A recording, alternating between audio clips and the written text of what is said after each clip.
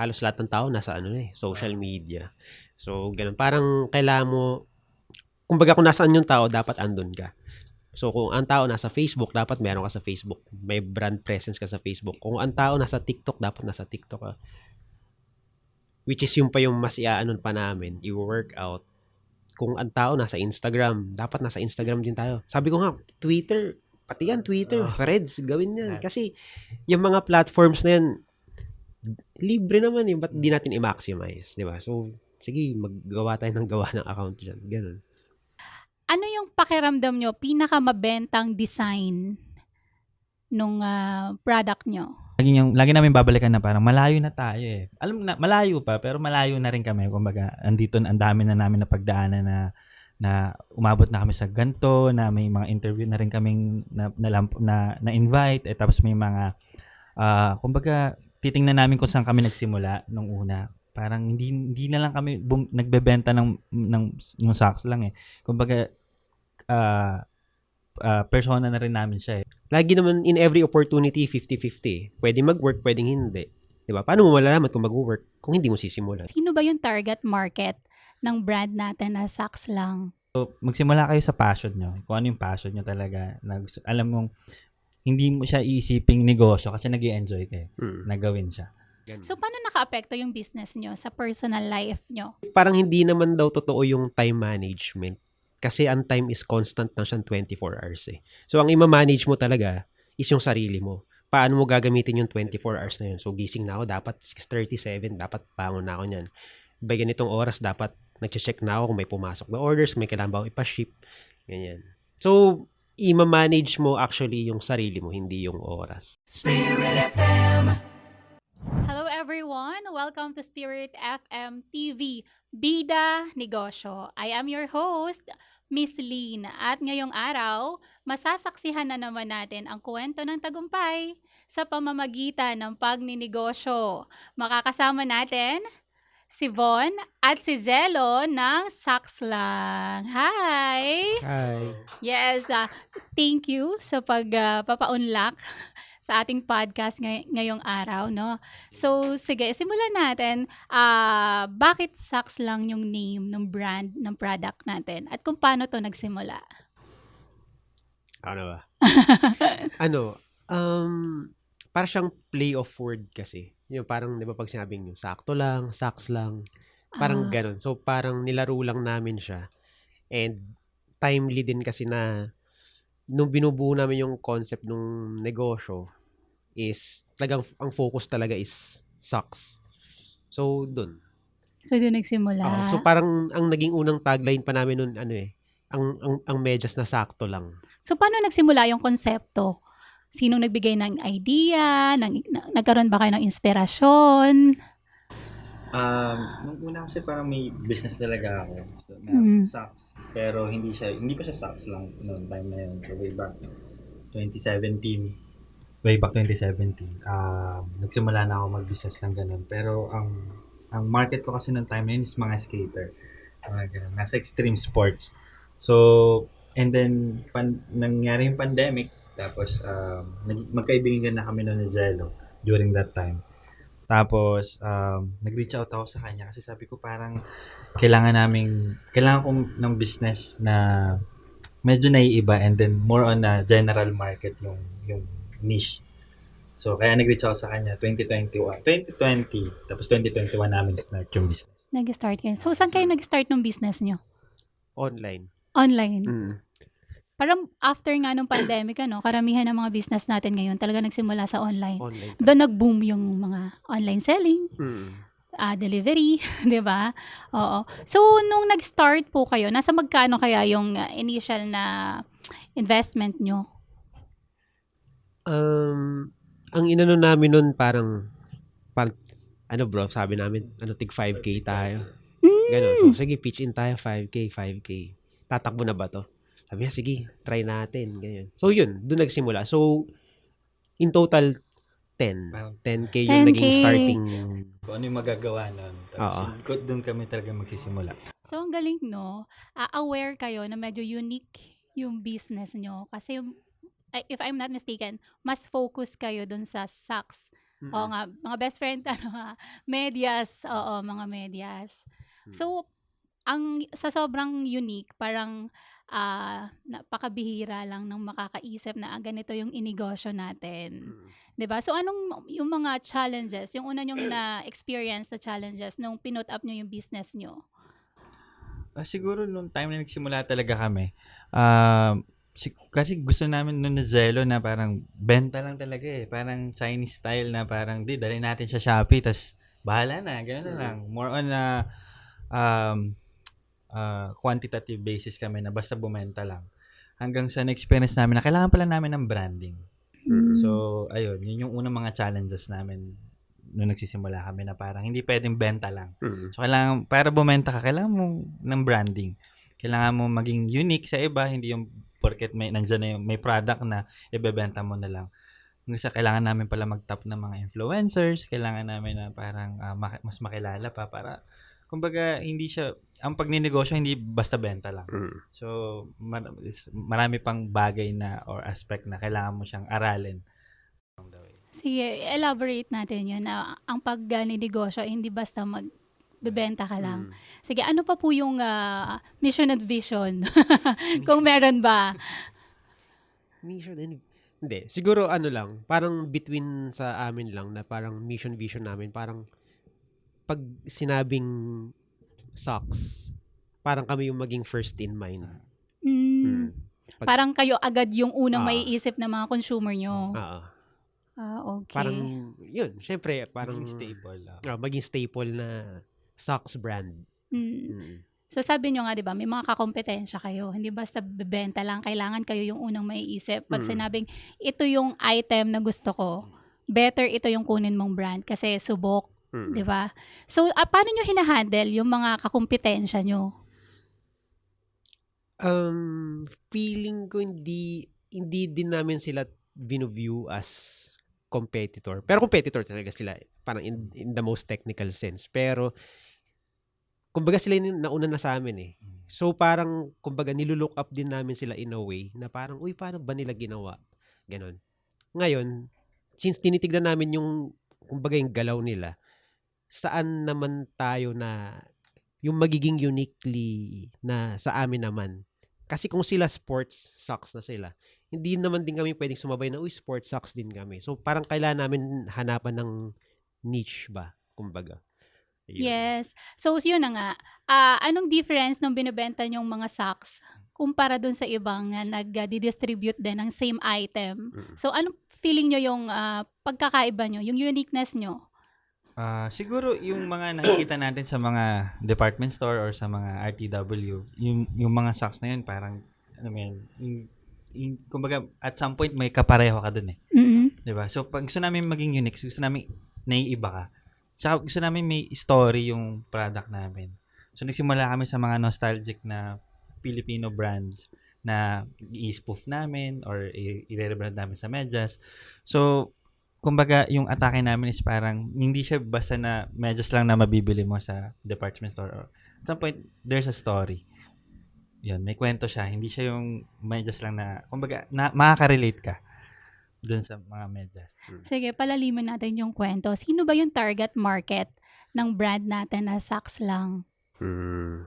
Parang, hindi, sige, sagutin ko to, bro. Kasi 'di ba, merong mga brand na ang focus nila is mga estudyante. Kayo na rin nagsabi kanina may mga brand na pang sports. So itong brand natin, sino yung target market? Ayun, yung nabanggit nga ni Bon, parang nagka-capitalize kasi kami sa nostalgia.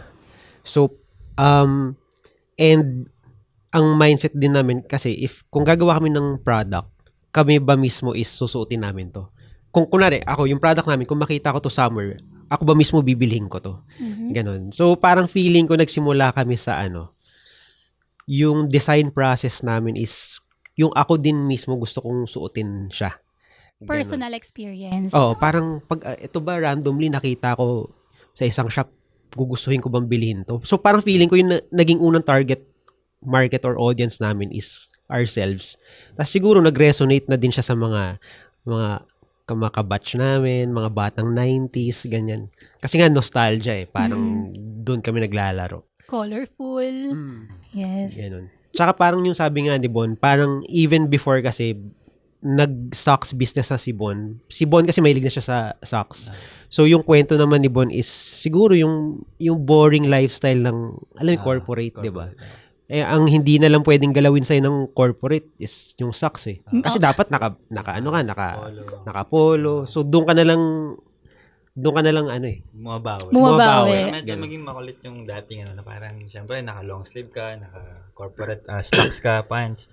So, parang, at some point, bigyan mo ng kulay yung buhay corporate mo. So, sa medyas ka bumawi. O, color yellow, no? Naka-coat ka, pero color yellow yung socks mo.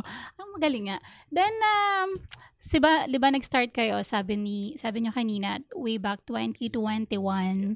So, syempre, 21, 22, 23, 24, 25. So, 4 years and ano yung pakiramdam nyo, pinakamabentang design nung product nyo? Meron kaming, tinatawag na namin itong bread and butter, parang gano'n. So, meron kami yung good morning socks. Yun talaga. I mean, kumbaga, pag nababanggit yun or pag nakikita nila, iba yung atake sa pagiging nostalgic niya. Kumbaga, yung mga normal Filipino, alam nila yun. Na parang, ito yung good morning towel eh. Tapos medyas na siya.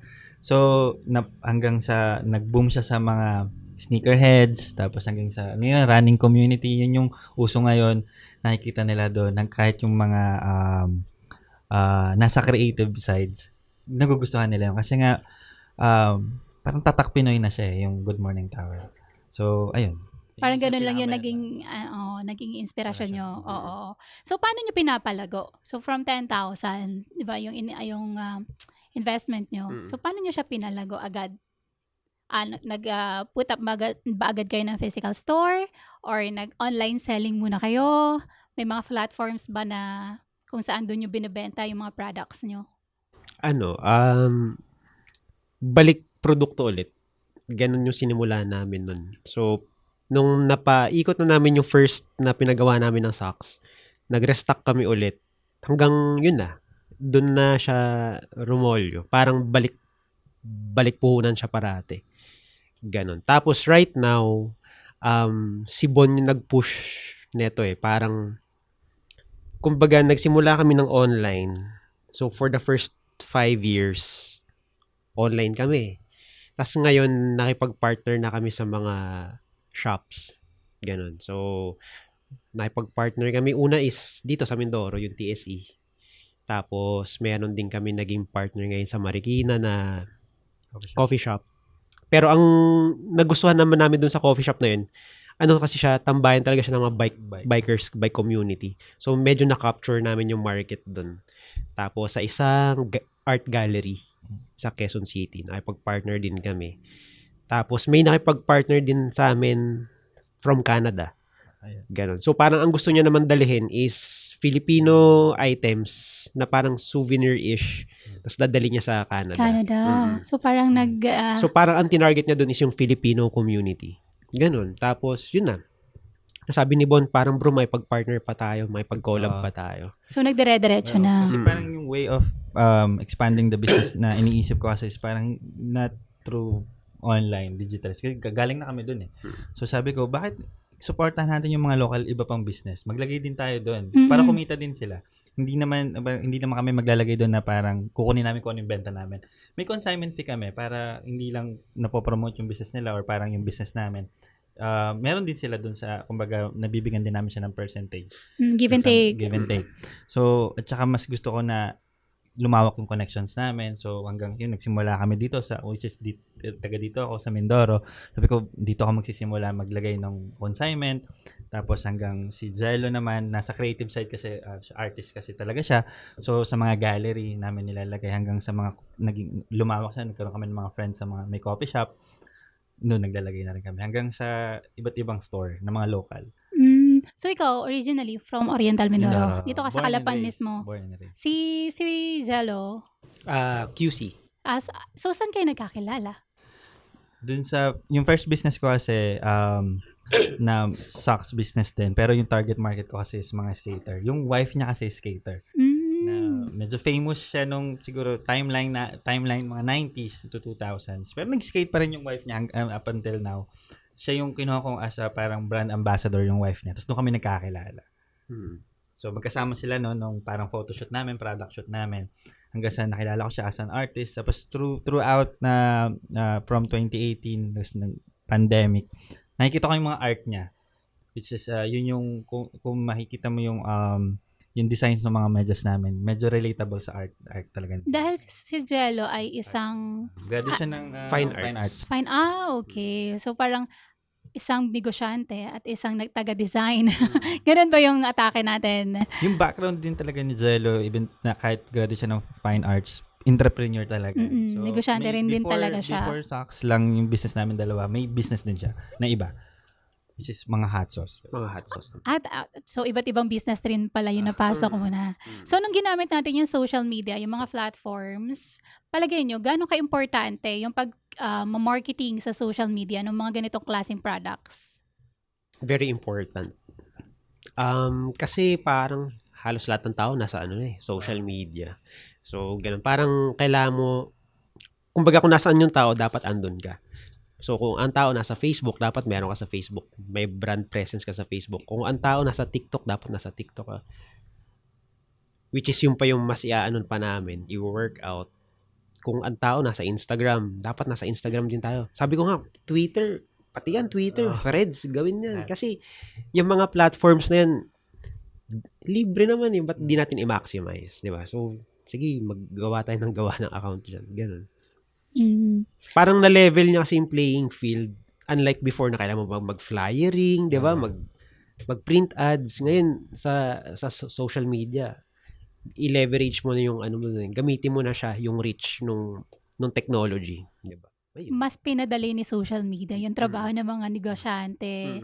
At the same time, bukod sa mas pinadali, mas pinalawak pa. Yes. Mas malaking reach. So bilang isang mga negosyante, ano yung mga importanteng lesson ng pagninegosyante yung natutunan nyo?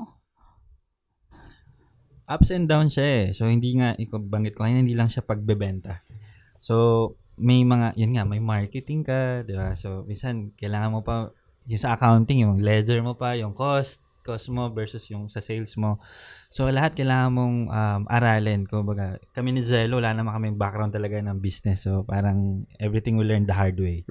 So, masaya siya. May yun nga, ups and downs. So, may mga time talaga na normal yung relationship niya namin as magkaibigan, as maging business partner. So, minsan natetest din yan.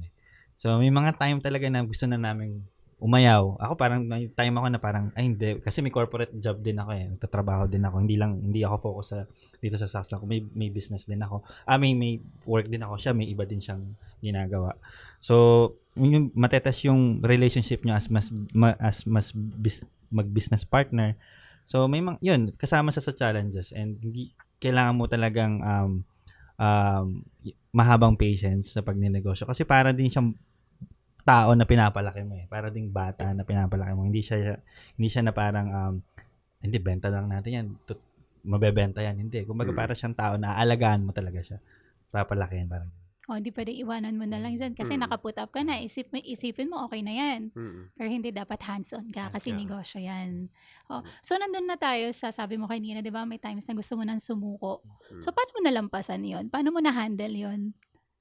Noong mga time siguro na nandun ako sa part na parang hindi ko na ma-handle yung time, yung oras, yung mga personal things, priorities.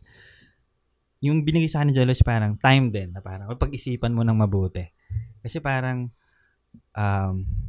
third year na namin nun, magpo-fourth, something gano'n, na sabi niya parang, kumbaga, lagi namin babalikan na parang malayo na tayo eh. Alam na, malayo pa, pero malayo na rin kami. Kumbaga, ang dami na namin na pagdaanan na umabot na kami sa ganto, na may mga interview na rin kaming na invite, tapos may mga, kumbaga, titingnan namin kung saan kami nagsimula nung una. Parang hindi na lang kami nagbebenta ng Saks lang eh. Kumbaga, persona na rin namin siya eh, yung brand na Saks lang. So, minsan, kahit sa office, dinatawag na nila, uy, Saks lang o ganyan. Kumbaga, kasama na sa parang apelido mo na siya. Parang personality na rin namin siya. So, isinabuhay mo na rin siya. Kumbaga, sinabi din sa akin ni Jello before na parang, wala yung Saks lang kung hindi kami dalawa. So, yun yung pinanghawa ko na, okay. Parang, Si it's a Jello. calling pa rin. Si Jello, nung may na-experience ka ba na minsan gusto mo na rin isuko yung brand nyo? Meron naman din. Oh. Dumating ka din sa ganung punto? Oh. Pero lagi ko lang, yun din, ganun nga, parang, nung sinimulan nga namin to, parang starting from zero, G na G kami, tapos ngayon pa ba? Parang rumorolyo na lahat, parang okay naman, parang ba't ka pinanghihinaan? Parang ganun. So, tsaka lagi ko lang tinatatak sa isip ko na show up, ganun. Kahit, even if you don't feel like showing up, show up ka dun. Parang, sige, bangon na. Parang kailangan, 'di ba? Kasi kung hindi ko naman siya gagawin, what other better things to do pa bang gagawin ko? Wala, hihilata lang naman ako eh. 'Di ba? Hihiga, mag-check ng phone, ganun din eh. So sabi ko gawin ko na lang, 'di ba? Parang eto baka may matisod pa ako. 'Di ba? Pagka lumabas ako, 'di ba, nag-show up ako. Kaysa dito sa bahay nakahilata lang, wala din naman eh. Tsaka pagka hindi ko to ginawa, anong gagawin ko? Mag-isip na naman ako ng panibagong startup na naman. So, start from zero na naman ulit. Diba? So, sabi ko, ituloy-tuloy na namin. Ganun. So, lagi kong naririnig nga yan sa mga negosyante. Yung show up. Show up lang. Kahit hindi ka feeling better, show up. Ganun lang. Ganun. So, paano naka-apekto yung business nyo sa personal life nyo? Since ikaw, Jello, sabi mo may family ka na. You have kids. Wala pa naman. Wala pa naman. Si Von, Wala. binata din. So, paano naka-apekto sa personal life nyo? Paano mo nababalansa? Ikaw, Jello, paano mo nababalansa yung personal life mo sa pag-handle ng brand nyo? Diba? Paano ba? Yes. Self-management. Nice. Hindi, kasi parang hindi naman daw totoo yung time management. Kasi ang time is constant na siyang 24 hours eh. So, ang ima-manage mo talaga is yung sarili mo. Paano mo gagamitin yung 24 hours na yun? So, gising na ako, dapat 6:37, dapat bangon na ako niyan. By ganitong oras, dapat nag-check na ako kung may pumasok na orders, may kailangan ba ako ipaship, ganyan.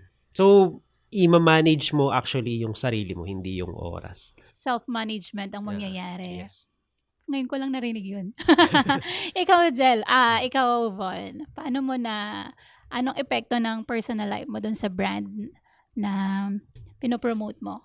So, ganun din. Kasi nga ako may corporate work pa ako. So, talagang Up to day. Meron pa rin. So, pagkatapos ng work, catch up ako. Lagi kaming magkausap. Kumbaga, kahit nga sinasabi minsan ng girlfriend ko na para kayong magjowa ni Jello, lagi mo na lang siyang kachat. So, parang kasi constant communication. And then, pag may mga bago kaming idea, parang nakita namin trending to sa ganda, mag-uusap na agad kami yan. Send agad na parang tingin mo, pag sinabayan ba natin tong trend na to, ganyan. So, yung brand naman sa personal life ko, siya kumbaga, nagiging na towards creativity. So, parang, kami sa creatives, nandun yung circle namin. So, hindi ako artist, pero, kumbaga, yung creative juice na dadagdagan din. Kung kahit pa paano, parang, nagsimula kami mag-business ng Jello. So, yung artistic side sa akin na parang, nag-iiba yung tingin ko sa mga bagay-bagay na mas na-appreciate ko yung art, yung mga local brand.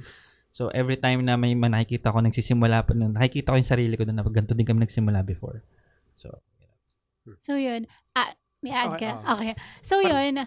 Di ba nabanggit nyo nga na ikaw sa QC ka until today nag-stay? Antipolo. Yes. Tapos ikaw nandito sa Mindoro. Tapos Pasig, meron din ako. Doon ka nag-work. Okay. So, di ba yung friendship nyo, paano nyo what do you call this? Paano nyo napapanatili yung pagkakaibigan nyo? Dahil 'di ba karamihan sa mga tao ngayon na dalawang isip magnegosyo, lalo na kung kasosyo ang kaibigan kasi baka daw masira yung friendship. So sa inyo, anong take nyo doon? Sige, ako yan. Gusto kong sagutin yan. Yun nga, maraming nagsasabi na parang don't do business with your friends. Ganun. Lagi din nating naririnig yan, no? Lagi. Pero nung siguro, parang unspoken ba ang tawag doon?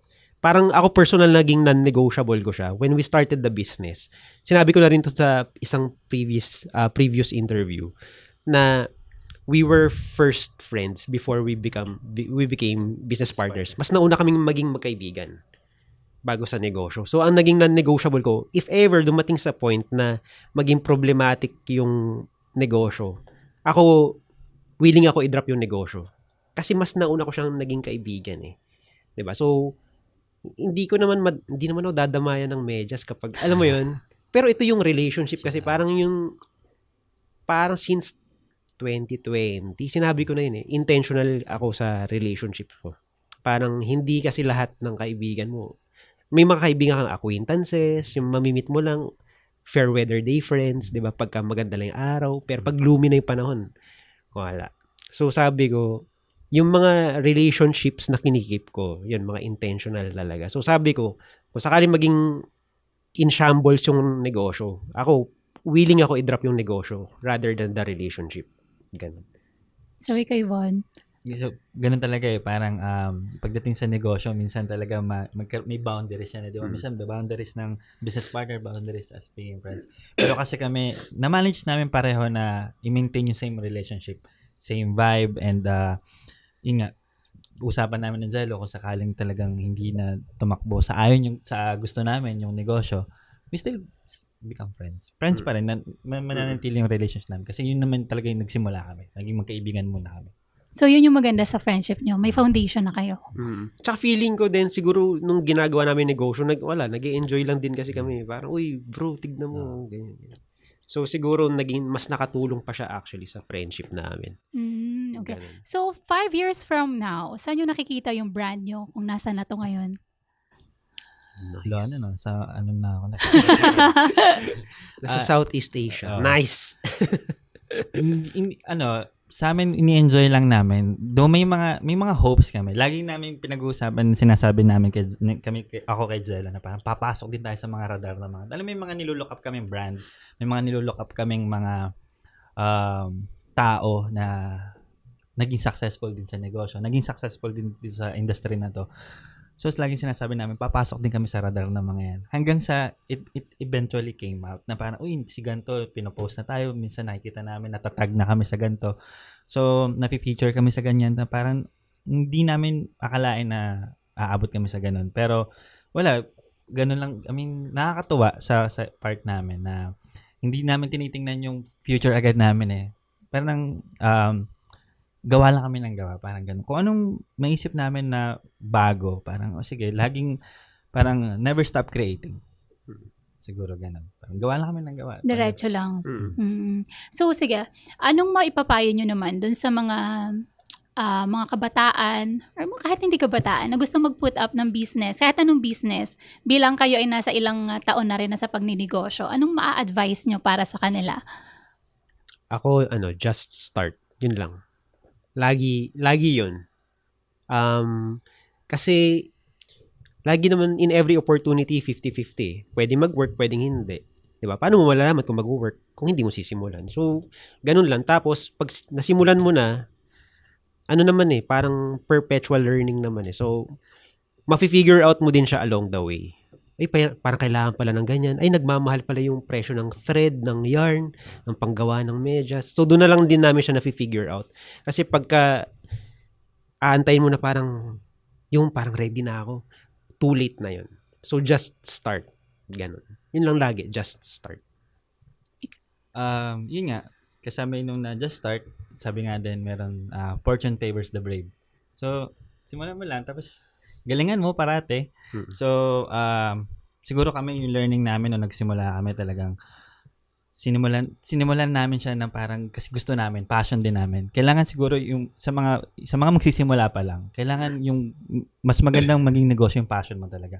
Kasi before kami nag-start, mahilig na ako sa medyas. Tas si Jello din, creative siya. Tas nakikita ko na parang mag-workout. So, magsimula kayo sa passion nyo. Kung ano yung passion nyo talaga. Alam mong hindi mo siya iisiping negosyo kasi nag-i-enjoy kayo na gawin siya. So, ayun. Parang you're passionate about, no? Kasi parang ang hirap naman nun, parang you're bringing yourself to do something na hindi mo naman feel gawin. Gusto, so, no? parang ang hirap nun. So, Oo, tama yun. Since, sabi nyo nga, di ba, mahilig ka na rin sa medyas. So, sige, quick question. Alam mo ba kung ilang pair ng medyas meron ka ngayon? Ilan? Dati isang drawer lang. Ngayon parang dalawang Gaano drawer. kalaki yung drawer? Kasi siyempre yung product namin, yun din yung sinusuot namin. Tapos pagka, alam mo, course. siyempre naluluma. Sabi na, i-request lang ako, bro, pahingin ako bagong stocks ulit ng replenish lang kami. So, sobrang dami talaga. So, Too many to count. Ito ka. Ikaw, Jello. Madami din. Madami din. Tapos meron din ako mga unworn na socks kasi kinokollect ko lang siya. Ang ginagawa niyong collectibles, yung mga... May mga socks akong kinokollect ko lang, may mga socks akong ginagamit. So, ibig sabihin, may mga favorites kayo. So, ano yung favorite designs, colors ng mga medyas na meron kayo ngayon? Meron ba? Ako, favorite ko ngayon sa lahat ng release namin yung cutie.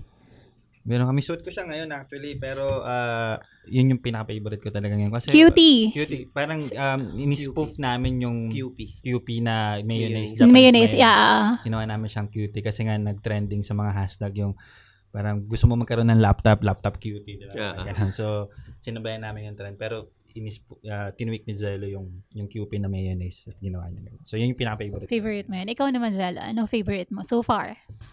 Ako yung malabanan. Malabanan. Mm-mm. O, anong meron? Anong Actually, design to? poster siya yung malabanan na Poso Negro. Sa mga poste. Sip-sip Poso Negro. Oo, yung mga nakadikit. Ginawa namin siyang socks. Ginawa namin siya. Ganun. Meron nata kaming yun. May sample. Sige. Habang hinihintay natin yung sample. Sige. Pagdating sa pagninegosyo, kung may isang salita na ilalarawan nyo yung negosyo, ano yun? Na socks lang. Or in general? Doon sa negosyo nyo ngayong socks lang. Siguro sakto. Socks nga. Hindi, sakto. Kasi parang ako, may book na pinahiram sa akin si Bon. Tapos nung nabasa ko, parang sabi doon, don't overpromise, but overdeliver. Kasi parang masyado nang yung nag-overpromise na this is comfortable, this is, di ba, parang, tapos pagdating sa'yo ng produkto, parang, ano naman, parang hindi naman, parang ganun eh. So, wag ka mag-overpromise, but see to it na you overdeliver. So, kami, yung naging tagline namin na ang medyas na sakto lang. So, parang yung mga tao, hindi masyadong nag-expect. Pero pagdating nung item sa kanila, parang, sulit to, parang okay to, ganun. Magandang marketing yun, ano? Yung sabi niyo tagline, sakto lang. Kasi syempre, bilang isang consumer, ako pag sobrang gaganda ng mga reviews, sobrang gaganda nung sinasabi nilang tagline, mag-expect ako, makapal to. Oversell. Oo, di ba? Okay to. Oversell. Pero pag dumating, mabidisappoint ako. So, ganun yung pinaka-tagline nyo, sakto lang. Ikaw, Von, kung may isang salitang ilalarawan yung negosyo nyo, ano to? Siguro, yun nga, nagsimula parang witty. Sa akin na. Witty? Kasi business name pa lang eh, di ba? So, parang double meaning yung socks lang, pero yung socks lang namin, yung medyas. Tapos, sakto lang. So, tapos, more on spoof kami, ni-spoof namin. Para, kumbaga, at some point, we bring joy na sa mga nakakabili, sa mga nakakasuot na parang, kulit na ito, ganyan. Laging sinasabihin nilang ganun. So, ito sige, pakita natin yung sample. Ito yung malabanan. Ay, sige. Pakita natin sa... Yan. Ito yung... Pwede nating open para makita. Kung may isang bagay akong natutunan sa inyong dalawa bilang isang business owners, yun yung maging positive lang, no? Yun. Oo. Tama. Ang positive nyo lang. Pati totoo yung sinasabi nyo, no? Yung mga design ng mga socks nyo is ang cute. Parang colorful, good vibes, parang ganun yung dating. Ito, malabanan, sip-sip, ano to? Poso Negro. O, tapos yung Pozo, letter Z. Kaninong number to? Sinong nakaisip, lagyan din ng number. Ang Number unique, namin. kasi ang cellphone number dapat nasa papel, nasa flyers, nasa cards, pero yung sa inyo, nasa medyas. Yan. Look, ganito siya. Ang cute. Oo. So, saan kayo pwedeng kontakin, i-follow, paano kami bibili pag nagustuhan namin? Sa black market. Sa deep web. Yung socks lang, meron kami sa, sa TSC, sa skate shop, sa Nakoko. Meron kami doon, consignment. Tapos, meron kaming website, pero it's a local marketplace sa enstock.ph. You can search socks lang. And meron din kami sa Marikina, sa Goose Coffee. Meron din kami sa QC, Gravity Art Space. And Kay Stroll. Meron kami sa Shopee, but ibang brand ang nagka-carry, ibang kay Stroll PH, nandun din yung socks namin sa kanila. And meron kami sa Canada na nagbebenta din sa mga sa mga makakapanood na may mga kamag-anak sa US or Canada, meron kami doon sa Tayo. Sa Edmonton. Edmonton pala yun. So, Yeah. sa Tayo, all Filipino brands kinikerry nila. So, nandun din kami. Okay. So, may mga sponsorship na ba tayo? May mga ine-sponsoran kayong mga groups? May partnerships? Meron. For 4 years na din, in-sponsoran namin yung Eagles, RFC. So, mga rugby players sila. So, ganon. And then, one time, kasi yung Eagles, RFC na rugby team, ano din sila, parang sila din with yung Philippine Volcanoes. Yung national team ng rugby team ng Philippines. So, na-sponsoran din namin yung Philippine Volcanoes. Yun. So far, yun yung mga na-sponsoran namin. Tinutuloy-tuloy namin siya. Tapos, meron ngayon part sponsorship kay kay TAP, parang touch football naman siya. Ganun. Siguro naging na rin namin ni Bon yun, yung parang corporate social responsibility. CSR na rin namin Naging siya. CSR naman. Kasi 'di ba lumakas yung panawagan yung kay Hidilyn Diaz ng dati. Yung hindi na susuportahan masyado yung mga athletes natin. So sabi namin kahit sa pamamaraan ng medyas, 'di ba? Nakaka-support tayo ng athletes natin. So, parang nangyari yon na may nag-tap sa amin na parang group which is yung group? Eagles. Tama ba? So, nag-tap sila sa amin. Tapos, namin, nahingi silang sponsorship kasi nga medyas. So, inisip namin, sakto, nakikita din yung medyas natin sa kanila. Tapos, nagdire-diretso. So, namin, pagka sinashare namin sila na parang yung mga taong bumibili sa amin, sumusuporta sa amin, at somehow, nasusuportahan din nila yung mga atleta natin. So, hindi kayo basta nagninegosyo. Hindi. May aim kayo. Ayan, thank you so much and congratulations sa ating brand na Saks Lang. And ito pong Spirit FM TV, Vida Negosyo. Tara, kwentuhan tayo. Thank you po. Shoutout Salamat. Shoutout. Pwede po. Shoutout. So, shoutout namin yung nagpadala ng kape para sa podcast, si Admiral's Brew sa Pachoka. So, puntahan nyo sila sa friend din namin. Siya na yung next. Pwede. Salamat po. Thank you. Ang ganda ng story nyo. Sana pala mas marami tayong dalang samples, no? Meron lang. Videohan natin. Oo, para mapakita. Pili na din po